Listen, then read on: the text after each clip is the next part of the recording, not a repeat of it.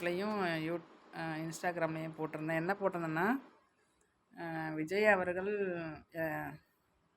விஜய் அவர்களுக்கு ஓட்டு போடுவீங்களா, ஆமாவா இல்லையான்னு சொல்லி போட்டிருந்தேன். அந்த பதிவில் வந்து நிறைய பேர் அவங்களோட எமோஷனல் தெரிவிச்சிருந்தாங்க. நிறைய ஒரு 40% பேர் கண்டிப்பாக போடுவோன்னு சொல்லியிருந்தாங்க. ஒரு சில பேர் வந்து சம்பவத்துக்கு முன்னாடி கூட நான் விஜய்க்கு ஓட்டு போடணும்னு நினைக்கல, ஆனால் இப்போ போடணும் போல தான் இருக்குது, ஆசையாக தான் இருக்குது அப்படின்னு சொல்கிறாங்க. ஒரு சில பேர் என்ன சொன்னால், திராவிடன் அவன் வந்து வரக்கூடாது, அவன் கிறிஸ்டியன் அப்படின்றாங்க.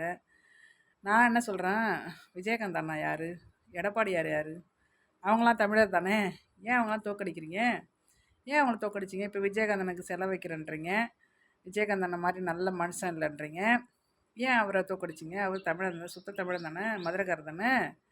அவர் எலெக்ஷனில் நிற்கும் போது அவருக்கு யாருமே ஓட்டு போடல, நல்ல மனுஷன், இப்போ வல்லவர் நல்லவர், அவருக்கு செலவைக்குன்னு சொல்கிறீங்க. அப்போ நம்ம நாட்டில் தமிழனே இல்லையா? ஏன் திராவிடர்லாம் வர்ற அளவுக்கு நீங்கள் ஏன் இருக்கீங்க?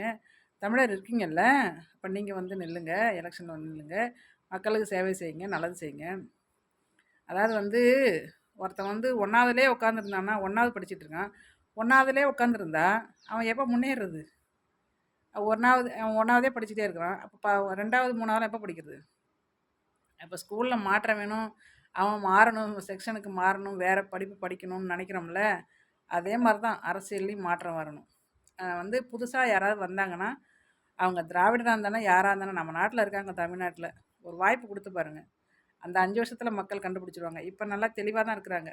இப்போ வந்து அரசியல்வாதிங்க எடப்பாடியாரன்னா, அதாவது முதலமைச்சருங்க ஐயா, யார் வந்தாலுமே கூட்டத்துக்கு எங்களை பார்க்கறதுக்கு வாங்கின கூப்பிட்றாங்களா அவங்கள? இல்லைல்ல. நீங்கள் ஏன் போகிறீங்க? நீங்கள் போகிறது உங்கள் தப்பு. நீங்கள் என்னைக்கு அவங்க பின்னாடி போகிறத நிறுத்துறீங்களோ, அன்றைக்கி நீங்கள் முழிச்சுக்கிட்டீங்கன்னு அர்த்தம். அன்றைக்கி தான் உங்களுக்கு நல்லது நடக்கும்னு அர்த்தம்.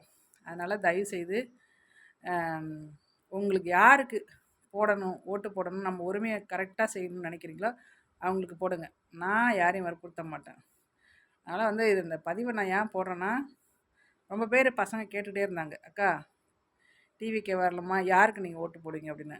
நான் இப்போதைக்கு எதுவும் சொல்கிற மாதிரி இல்லை.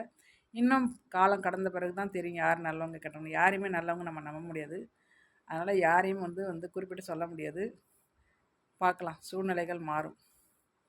இந்த பதிவு போடுறதுக்காக நான் ரொம்ப யோசித்து தான் போட்டேன். நன்றி மக்களே, கமெண்ட் பண்ணுங்கள்.